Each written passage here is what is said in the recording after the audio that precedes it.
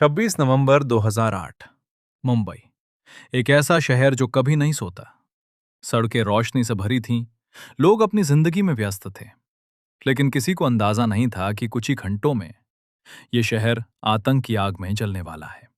अरब सागर के अंधेरे में एक छोटी नाव धीरे धीरे मुंबई की तरफ बढ़ रही थी। उस नाव में बैठे थे 10 हथियारबंद आतंकवादी।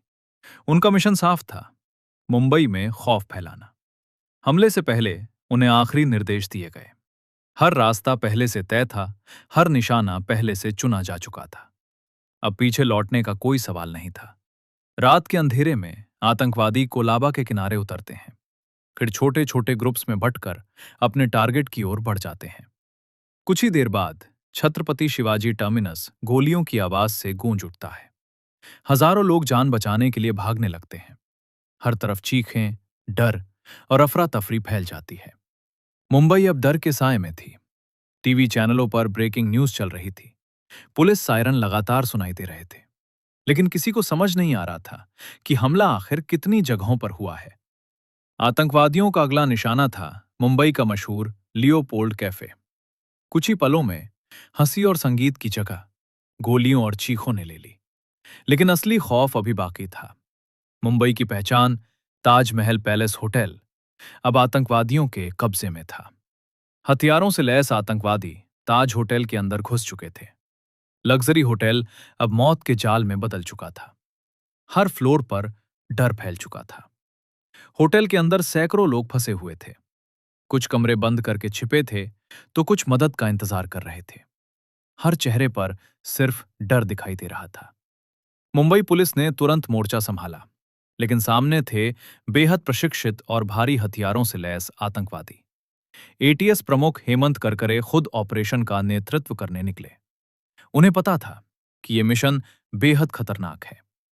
अशोक कामटे, विजय सालस्कर और कई बहादुर अधिकारी मुंबई की रक्षा के लिए आगे बढ़ चुके थे। लेकिन अंधेरी सड़क पर उनकी गाड़ी पर अचानक हमला हुआ।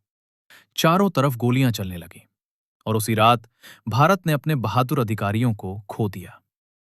स्थिति अब नियंत्रण से बाहर जा रही थी। तब फैसला लिया गया भारत की सबसे खास कमांडो फोर्स को बुलाने का। दिल्ली से उड़ान भर चुकी थी एनएसजी की ब्लैक कैट कमांडो टीम। हर कमांडो जानता था कि यह मिशन आसान नहीं होगा। सुबह होते ही एनएसजी कमांडो मुंबई पहुंच गए। अब उनका एक ही लक्ष्य था, बंधकों को बचाना और आतंकवादियों को खत्म करना। इस मिशन का नाम रखा गया operation black tornado. Commando team को ताज होटल का नक्शा दिखाया गया, लेकिन अंदर क्या इंतजार कर रहा है, ये कोई नहीं जानता था। एनएसजी कमांडो धीरे धीरे ताज होटल के अंदर प्रवेश करते हैं। चारों तरफ धुआं, टूटा हुआ सामान और डरावनी खामोशी। ताज होटल का हर गलियारा खतरे से भरा हुआ था। कमांडो बेहद सावधानी से आगे बढ़ रहे थे। कई परिवार कमरों में छिपे हुए थे। बच्चे डर से रो रहे थे और माता पिता उन्हें चुप कराने की कोशिश कर रहे थे। एनएसजी कमांडो एक एक कमरे की तलाशी लेते हुए लोगों को सुरक्षित बाहर निकाल रहे थे। हर बचाई गई जान उनके लिए सबसे बड़ी जीत थी। इस ऑपरेशन में एक नाम हमेशा के लिए अमर हो गया, मेजर संदीप उन्नीकृष्णन। एक ऐसा योद्धा जिसने अपनी जान की परवाह किए बिना लड़ाई जारी रखी।